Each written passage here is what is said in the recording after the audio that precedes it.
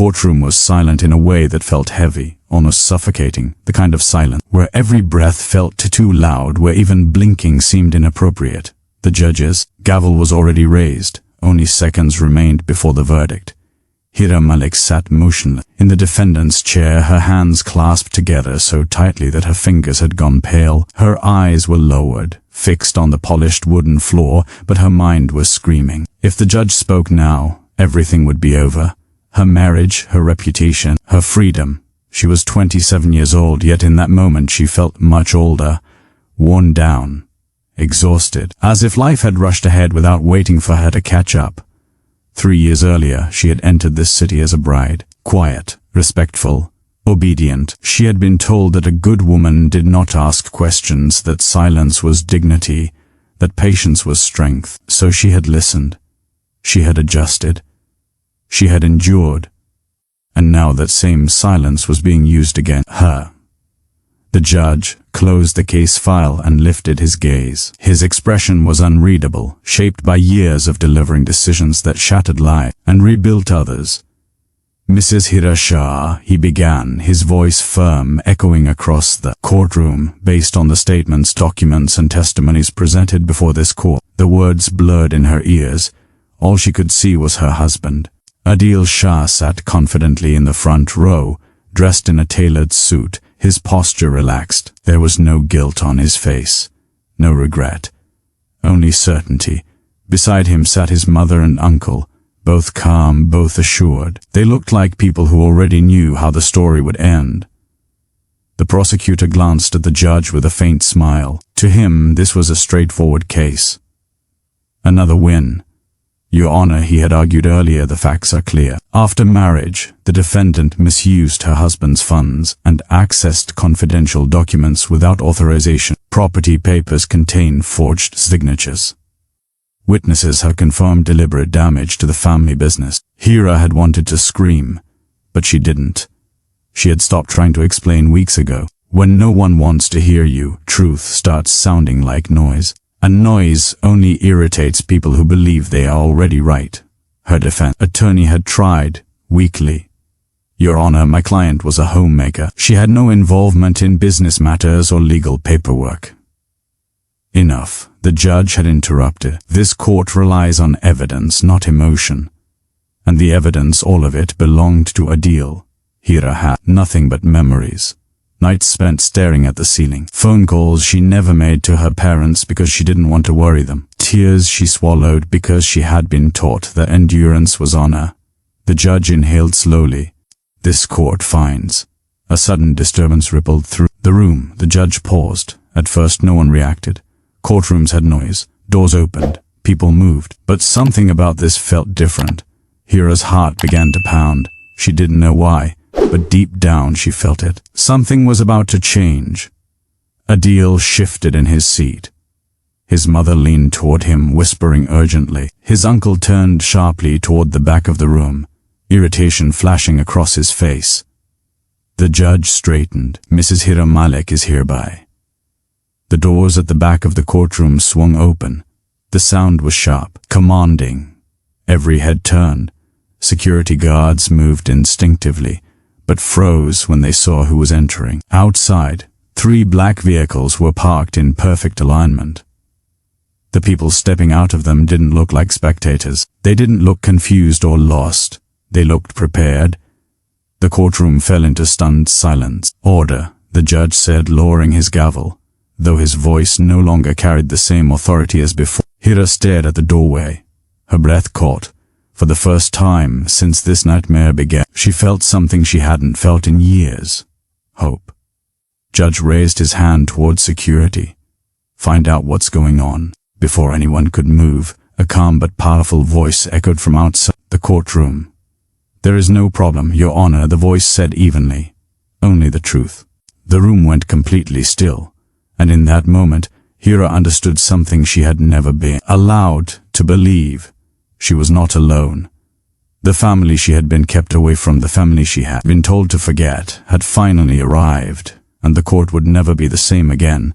The doors remained open, and for several long seconds no one moved. Then footsteps echoed across the marble floor. Slow, measured, confident. 3 people entered the courtroom, and the atmosphere shifted immediately. Not because they were loud, not because they demanded attention, but because they carried the kind of presence that forced attention without asking for it.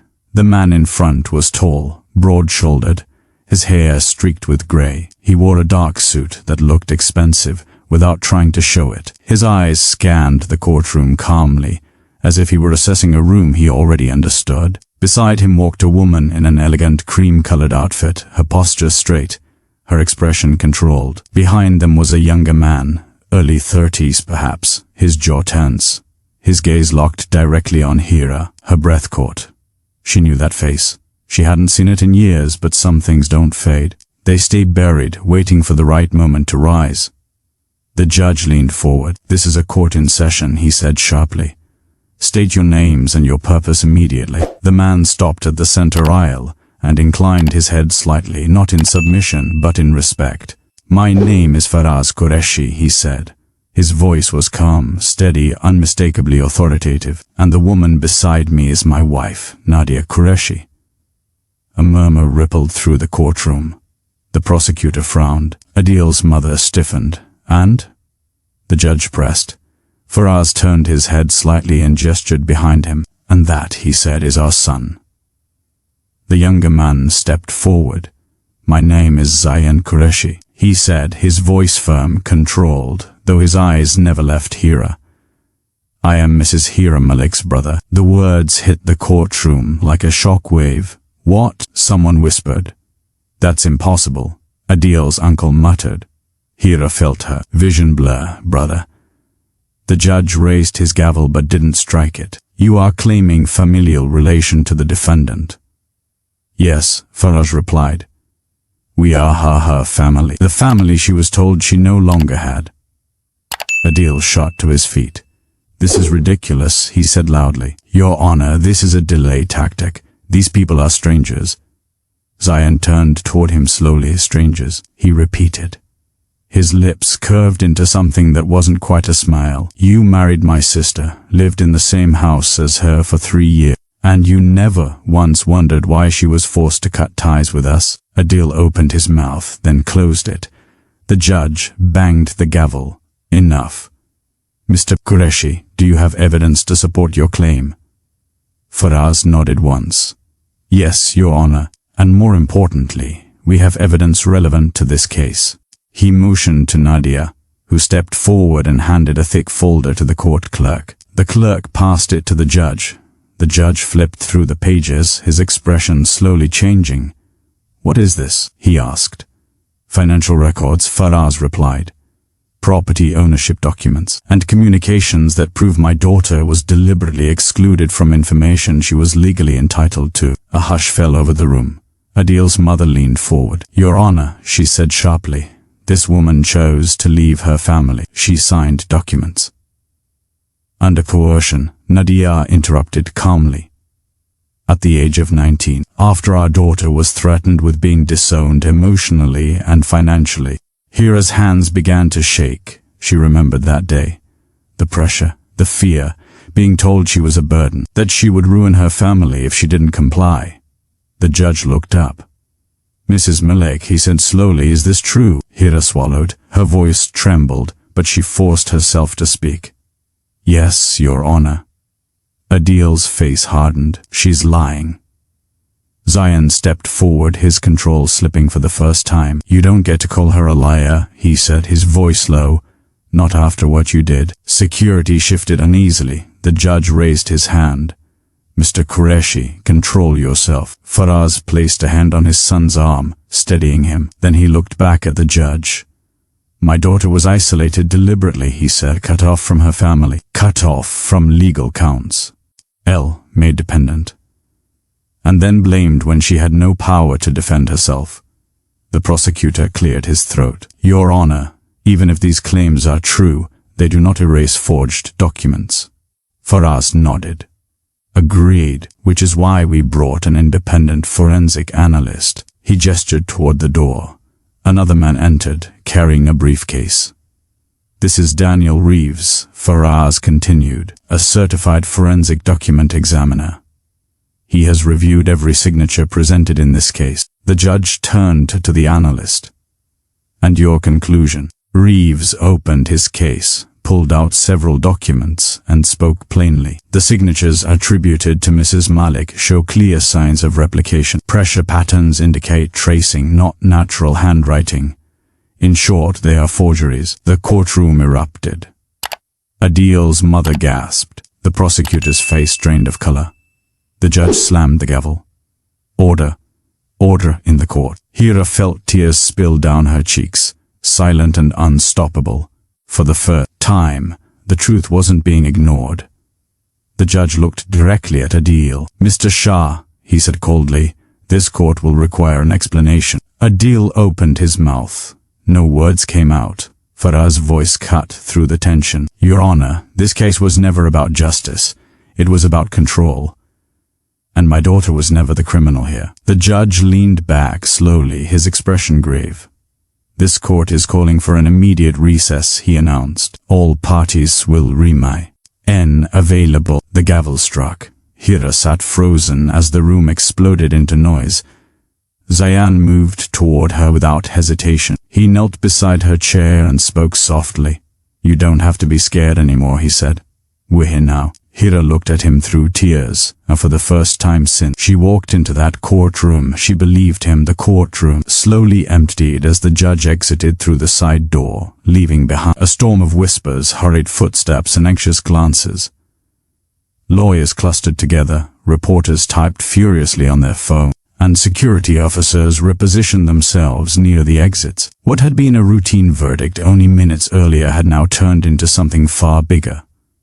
Hira remained seated, her body still tense, as if moving too quickly might shatter whatever fragile protection had just appeared around her. Zayan stayed close, standing slightly in front of her chair, his presence quiet but unmistakably protective. Nadia placed a gentle hand on Hira's shoulder, not pushing, not pulling, just there. Take a breath, Nadia said softly. You're safe right now. Hira nodded, though her chest still felt tight. Safe was a word she hadn't trusted in a long time. Across the room, Adil stood with his mother and uncle, their earlier confidence replaced by sharp, hurried murmurs. His mother's face was pale, her lips pressed tightly together as she whispered instructions. Adil kept glancing toward Hira, his jaw clenched, as if trying to understand how everything had slipped out of his control so quickly. The prosecutor approached them, his voice low and urgent. We need to talk, he said. Now, Faraz watched them from a distance, his expression unreadable. Years of negotiation and crisis management had taught him how to remain calm when others panicked. He turned toward Hira and crouched slightly to meet her eye level. I know this is overwhelming, he said, but what happens next is important. We need you to stay focused. Hira looked at him, really looked at him for the first time since he had entered the courtroom. There was no anger in his eyes, no judgment, only concern. I didn't want any of this, she said quietly. I just wanted it to stop. Faraz nodded. I know, and that's why we're here. The side door opened again, and the judge's clerk stepped back into the room. The court will reconvene in 30 minutes, she announced. All parties are to remain on standby. As soon as she left, Faraz turned to Zayan. Make sure no one speaks to her without us present, he said calmly. Zayan nodded. Already on it. They moved Hira to a quieter corner of the courtroom, away from the press and the opposing side. Nadia sat beside her, holding her hand now, warm and steady. You didn't do anything wrong, Nadia said. Not then, not now. Hira swallowed hard. I tried to be a good wife. I tried to make it work. I know, Nadia replied, but being quiet doesn't make you guilty. It just makes you vulnerable. Across the room, Adil suddenly broke away from his family and approached. Security moved instantly, but Faraz raised a hand, signaling them to wait. Adil stopped a few feet away, his voice lowered. Hira, can we talk? Hira looked at him. Really looked. The man she had married felt like a stranger now. There's nothing to talk about, she said. Adil's eyes flicked toward Faraz and Nadia. They don't know everything. Faraz stepped forward slightly. If you have something relevant to say, You can say it to the court. Adil hesitated, then scoffed. This is all exaggerated. She agreed to those arrangements. Hira felt a spark of anger rise in her chest. You told me they were formalities, she said, her voice steady despite the tremor in her hands. You said everyone signed them. Adil looked away. Zayan stepped in. You isolated her, he said. You made sure she had no one to question you. That's not true, Adil snapped. Faraz's voice cut through the tension, calm but firm. It will be up to the court to decide what is true. I suggest you prepare for that. Adil clenched his fists, then turned and walked back to his family. The next 30 minutes passed slowly. Reporters whispered theories. Lawyers made calls. Hira sat quietly, her thoughts racing. She replayed moments she had once dismissed as normal, documents she hadn't understood, decisions she hadn't been allowed to question, silences she had been forced to accept. The clerk returned, and the judge took his seat again. Court is back in session, he announced. Everyone rose, then sat. The judge adjusted his glasses and looked directly at Hira. Mrs. Malik, new evidence has been presented that raises serious concerns about the integrity of this case. He turned to the prosecutor. At this time, the court is suspending the issuance of a verdict. A murmur rippled through the room. Furthermore, the judge continued, given the forensic finding and testimony regarding coercion, this court is ordering a full review of the evidence against Mrs. Malik. Hira's breath caught. Adil's mother stiffened. Your Honor. Enough, the judge said sharply. This court will not proceed under questionable circumstances. He looked back at Hira. Mrs. Malik, you are not being taken into custody today. Tears welled in Hira's eyes. The judge raised his gavel. This hearing is adjourned until further notice. The sound echoed through the courtroom. As people stood in the room, erupted into noise once more. Hira remained seated for a moment, stunned. Nadia squeezed her hand. You did it, she whispered. Hira shook her head slowly. No, she said. We did. Faraz gave a small nod. This isn't over, he said. But the balance has shifted. As they walked out of the courtroom together, cameras flashing and voices calling out questions, Hira felt something unfamiliar settle in her chest. Not relief, not victory, but the beginning of something she had never been allowed to have before. Control. Outside the courtroom, the air felt different. Lighter but sharp, like the calm after a storm that might return at any moment. Reporters crowded the hallway, voices overlapping, microphones stretching forward like weapons. Security moved quickly, creating a narrow path. Faraz walked at the front, steady and composed. Zayan stayed close to Hira's side, his body angled slightly toward her, instinctively shielding her from the chaos. Nadia followed just behind, one hand still resting on Hira's back. Quiet anchor. Hira Malik, is it true the documents were forged? Who are the Qureshi family? Was this an attempted financial takeover? The questions came fast, aggressive, hungry. Hira kept her eyes forward. For years she had been invisible. Now, suddenly, everyone wanted her story. The irony made her stomach tighten. They reached the elevator bank reserved for court officials. As the doors closed, the noise was cut off abruptly, replaced by a heavy silence broken only by the hum of the descending lift. Hira exhaled for the first time in what felt like hours. I didn't think this would happen, she said quietly. Faraz looked at her. Neither did they, and that's why it worked. The elevator doors opened into the underground parking area.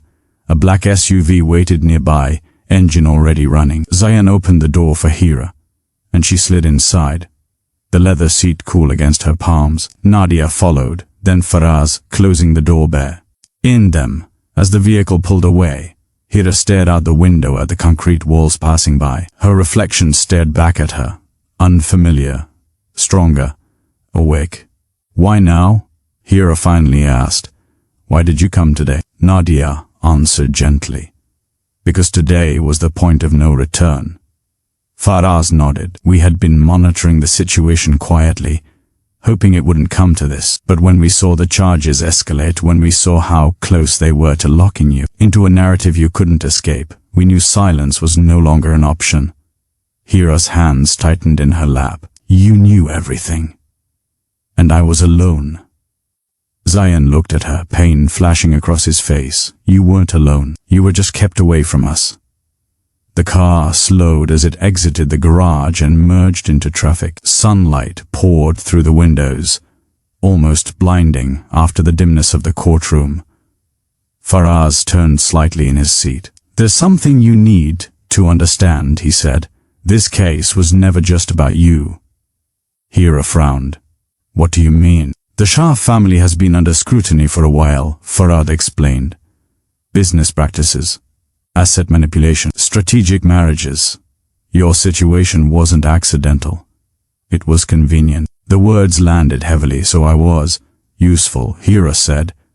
Nadia reached for her hand. You were targeted. There's a difference. Hira swallowed hard. Memories resurfaced with new clarity. The sudden shift in Adil's behavior after marriage. The documents. Their pressure. The way every decision had been framed as urgent, necessary, unquestionable. They arrived at a quiet residential building not far from the courthouse. Faraz escorted them inside, bypassing the lobby and taking a private elevator upstairs. This will be home for now, he said as the doors opened onto a spacious, sunlit apartment. Somewhere safe. Somewhere neutral. Hira stepped inside slowly. The space was calm, warm, untouched by tension. It felt strange to stand somewhere without fear. She turned to Faraz. What happens next?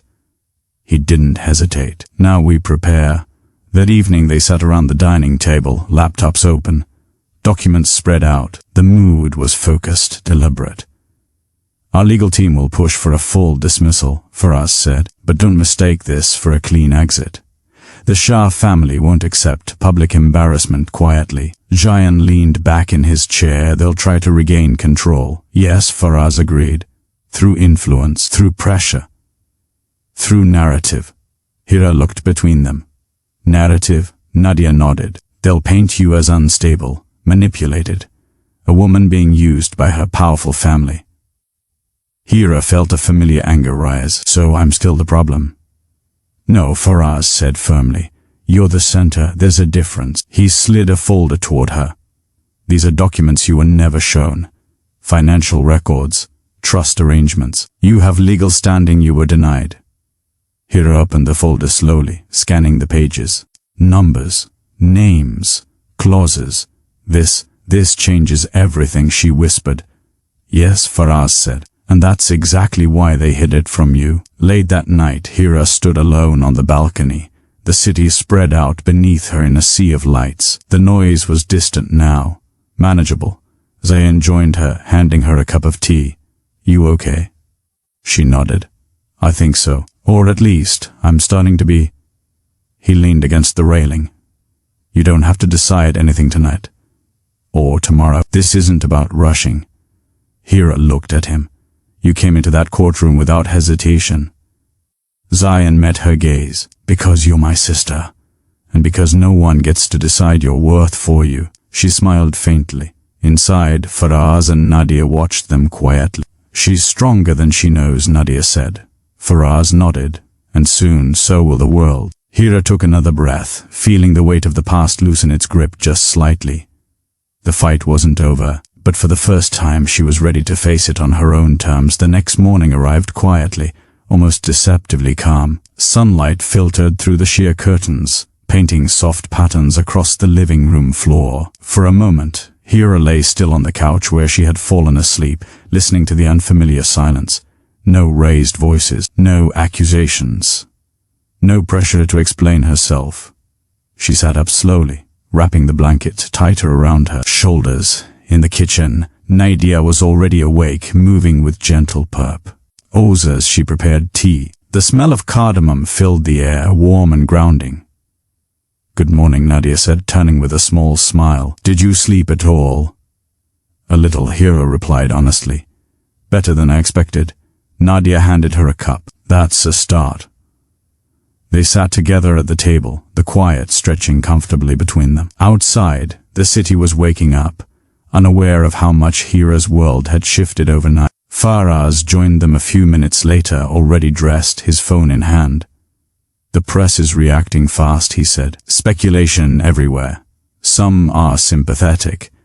Others are already questioning motives. Hira sighed.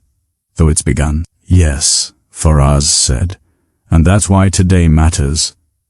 Zayan entered shortly after carrying a stack of printed documents. Legal team is on standby, he said. They want to meet this afternoon. Hira nodded, though her stomach tightened. Every step forward still felt unfamiliar, like learning to walk again. Later that day, they gathered in the apartment study. 2 lawyers joined via video call, their faces serious but alert. Mrs. Malik, one of them, began. Based on the evidence presented yesterday, we believe the charges against you can be formally challenged. Hira listened carefully as they outlined the process. Motions, counterclaims, investigations into document fraud. Each word carried weight. There's something else, the second lawyer added. We recommend filing a petition regarding coercion and marital misconduct. Hira hesitated. What does that mean? It means, the lawyer explained, bringing to light the environment you were placed in. Isolation, pressure, psychological control. A silence followed. Hira glanced at Faraz and Nadia, then at Jayan. I don't want revenge, she said quietly. I just want the truth to be seen. Faraz nodded, and that's exactly how we'll proceed. That afternoon, news broke that the court had ordered an independent audit of the Shah family's financial records. Phones rang non-stop. Messages poured in. Across town, Adil watched the coverage in silence. His mother paced the living room, her voice sharp with panic. This is getting out of hand, she snapped. They're making us look like criminals. Adil rubbed his temples. Because it is starting to look like one. She stopped abruptly. Watch your mouth. But doubt had already crept in. That evening, Hira received a call from a number she hadn't seen in years, her father. She stared at the screen, heart racing. Do you want me to answer it? Nadia asked gently. Hira shook her head. Not yet. I need time. Later, alone in her room, Hira sat by the window, sketchbook open on her lap. For the first time in months, she picked up a pencil. Her hand moved slowly at first, then with more confidence, lines formed, shapes, faces. She was drawing herself, not as a victim, but as someone standing. The following days passed quickly. Meetings, statements, preparation. Hira learned things she had never been told, about assets in her name, about rights she had unknowingly signed away, about how carefully her life had been controlled. Each revelation hurt, but each one also gave her strength. One evening, as they sat together after dinner, Faraz spoke up. There's something else we need to discuss. Hira looked up. What is it? The Shah family has reached out, he said. They want to negotiate. Zayan scoffed. Of course they do. Hira's chest tightened. Negotiate what? A settlement, Faraz replied, quiet, discreet. They want this to go away. Hira was silent for a long moment. And what do you think? She asked. Faraz met her gaze. I think it's your decision. The room went quiet. Hira thought of the courtroom, of the fear, of the silence she had been forced to live in. I don't want quiet, she said finally. I want accountability. Jayan smiled, pride flickering in his eyes. That night, Hira lay awake, staring at the ceiling. She knew the road ahead would be hard. That there would be backlash, that not everyone would believe her. But she also knew this. She would never go back to being invisible. She closed her eyes, feeling a sense of resolve settle in her chest. Tomorrow, she would speak again. And this time she would be heard. The next morning the apartment felt different. Not tense, focused. Hira stood in front of the mirror, adjusting the sleeves of a simple navy blazer Nadia had laid out for her. It wasn't expensive. It wasn't flashy. But it fit her perfectly, and for the first time in a long while she felt like her reflection belonged to her. Today she wasn't walking into a courtroom as a defendant. She was walking in as a woman with a voice. The press conference was scheduled for noon. Faraz's legal team had advised caution, but they also knew timing mattered. Silence had nearly destroyed Hira once. They weren't going to let that happen again. As they arrived at the venue, a modest conference hall near the courthouse, reporters were already gathered. Cameras lined the walls. Microphones were set. Murmurs filled the room. Hira hesitated at the entrance. Zayan leaned in slightly. "You don't have to say anything you're not ready to say." She nodded, then took a breath. "I am ready." They stepped inside. The room quieted as Hira approached the podium, Faraz and Nadia standing just behind her. For a moment, she said nothing. She looked out at the faces watching her. Curious, skeptical, expectant. "My name is Hira Malik," she began, her voice steady but soft. "And for a long time I was silent." She paused, letting the words settle. "I was told that silence was strength, that enduring quietly was dignity, that speaking up would only make things worse." A few reporters exchanged glances. "I now understand that silence only protects those who benefit from it." The room grew still. Hira continued, explaining her experience not dramatically, not angrily, but honestly. The isolation, the documents she didn't understand, the pressure to comply, the fear of being labeled difficult or ungrateful. "I am not here to accuse," she said. "I am here to clarify." A hand went up. "Mrs. Malik, are you claiming abuse?" Hira met the reporter's gaze. "I am claiming control, and control can be just as damaging." Another voice called out. "Are you being influenced by your family?" She didn't flinch. "I was influenced before," she said. "I just didn't realize it." Faraz stepped forward briefly, outlining the legal process underway. He spoke of audits, of independent reviews, of due process. But it was Hira's words that lingered after the conference. As they exited through a side door, Hira's phone buzzed relentlessly. Messages from old acquaintances, strangers, support, criticism. She turned it off. That afternoon, the Shah family's legal counsel formally requested mediation. Again, this time Faraz said, reviewing the email, "They're more urgent." Hira nodded, "Because they're losing control." The mediation session was set for 2 days later. When Hira walked into the room, Adil was already seated across the table. He looked tired, smaller. The confidence she once knew had faded. He didn't meet her eyes at first. "Thank you for coming," the mediator said. "Let's begin." The Shah family's lawyer spoke first, proposing terms: withdrawal of charges, confidential settlement, mutual non-disclosure. In exchange, Hira would walk away quietly. When it was her turn to speak, Hira looked directly at Adil. "You knew I didn't understand those papers," she said calmly. Adil swallowed. "I trusted the process." "No," she replied. "You trusted the outcome." The mediator cleared his throat. "Mrs. Malik, are you rejecting the offer?" Hira didn't hesitate. "Yes." Adil finally looked up. "What do you want?" he asked, frustration breaking through.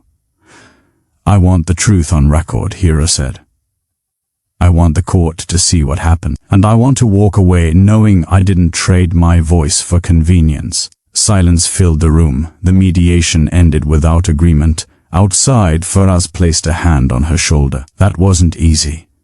"No," Hira said, "but it was necessary." That evening, news outlets reported the talks had collapsed. Public opinion shifted again. Some called Hira brave, others called her reckless. She read none of it. Instead, she sat with Nadia, going through old photographs, moments from before everything had narrowed into fear. "You were always like this," Nadia said softly. "Quiet, but not weak." Hira smiled faintly. Later that night, Zayan knocked on her door. "There's something you should know," he said. "The audit uncovered more irregularities. They're expanding the investigation." Hira closed her eyes, absorbing the weight of it. "So it's bigger than us now," she said. "Yes," Zayan replied, "and that's exactly why you matter." Hira lay awake long after everyone else had gone to sleep. She thought about the future. Uncertain, uncomfortable, but real. She wasn't chasing justice anymore. She was standing in it, and whatever came next. She knew this much. She would not step back into the shadows. The investigation moved faster than anyone expected. Within days, financial regulators announced a formal inquiry into the Shah family's businesses. Bank accounts were flagged, transactions frozen. Names that had once carried quiet influence were now appearing in headlines, surrounded by words like audit, irregularities, and fraud. Hira watched the news from the apartment, sitting cross-legged on the sofa, a mug of tea cooling in her hands. Every update felt surreal. This was the world she had lived inside, unknowingly for years, and now it was unraveling in public. Faraz stood near the window, listening to a call. When he ended it, his expression was grave but controlled.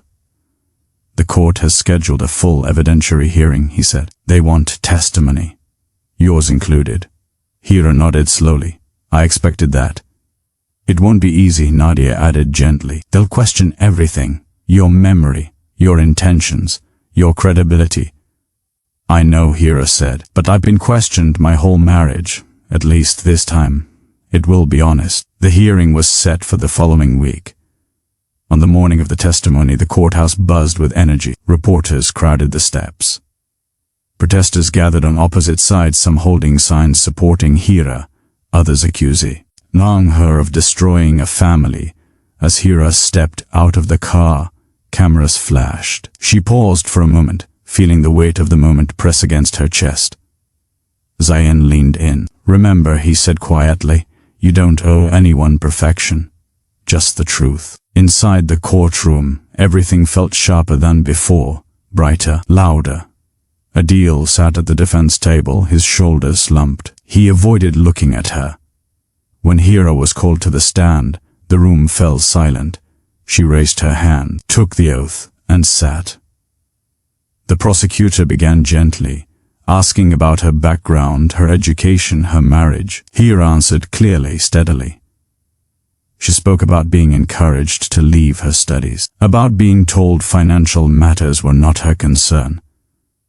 Then the defense attorney took over. "Mrs. Malek," he said smoothly, "isn't it true that you benefited from these arrangements? That you lived comfortably?" Hira met his gaze. "Comfort isn't the same as consent." A murmur rippled through the room. "You signed documents," the attorney pressed. "You could have refused." "I was told refusal would mean losing my home, my marriage, my stability," Hira replied. "When choice is tied to survival, it's not a choice." The attorney shifted tactics. "And now, your family appears, conveniently, with resources and influence. Isn't it possible you're being guided?" Hira took a breath. "For years, I was guided by fear," she said. "Now I'm guided by clarity." The judge leaned forward Gatly. The questioning continued, but Hira didn't waver. She spoke of isolation, of how control had been disguised as care, of how silence had been mistaken for agreement. When she stepped down from the stand, her legs trembled, but her head was high. Faraz squeezed her hand as she returned to her seat. Later that afternoon, the court heard testimony from forensic experts, financial analysts, and former employees. Patterns emerged, stories aligned, the narrative shifted. By the time the judge adjourned for the day, it was clear this case had outgrown its original frame. Outside, as they walked down the courthouse steps, a reporter shouted, "Mrs. Malik, do you think this will change anything?" Hira stopped. She turned slowly, facing the cameras. "I know it already has," she said, "because silence isn't normal anymore. And that's how change starts." That night, exhaustion finally caught up with her. She slept deeply, without dreams. In the days that followed, the Shah family's public image collapsed. Partnerships dissolved. Investigations expanded. Adil resigned from his position. One evening, Hira found an envelope slipped under the apartment door. Inside was a handwritten note. "I never thought it would end like this. I don't know who I am without control. I'm sorry." There was no signature. Hira folded the note carefully and placed it in a drawer. Some apologies were too late to answer. She stood by the window again, watching the city lights. She felt no triumph, no bitterness, only distance. She had crossed something irreversible, And as the final hearing approached, she understood one last truth. Justice wasn't about winning. It was about no longer being afraid of losing. The final hearing arrived quietly. No crowds outside the courthouse this time. No shouting, no chaos, just a steady stream of people walking in, aware that something important was about to conclude. Hira sat in the same courtroom where everything had nearly ended weeks earlier, the same wooden benches, the same high ceiling, the same judge, but nothing else was the same. She sat upright now, calm, composed. Faraz and Nadia were beside her. Zayan sat just behind, his presence solid and reassuring. Across the room, the Shah family occupied their table in silence. Adil looked thinner, his posture withdrawn. His mother stared straight ahead, her expression unreadable. When the judge entered, everyone rose. He took his seat, adjusted his glasses, and opened the file in front of him. The sound of the pages turning echoed through the room. This court has reviewed all submitted evidence, he began, including financial audits, forensic document analysis, expert testimony, and sworn statements. The room held its breath. It is the finding of this court that the charges originally brought against Mrs. Hira Malik were based on manipulated documentation and coercive circumstances. Hira's heart pounded, but she stayed still. The court further finds that Mrs. Malik was intentionally isolated, misled, and deprived of information necessary to make informed decisions. A quiet murmur rippled through the gallery. Therefore, the judge continued, "All charges against Mrs. Malik are hereby dismissed with prejudice." The gavel struck. For a moment, Hira didn't move. The words took time to reach her, to settle. Then Nadia's hand tightened around hers. Faraz exhaled slowly. Zayan closed his eyes.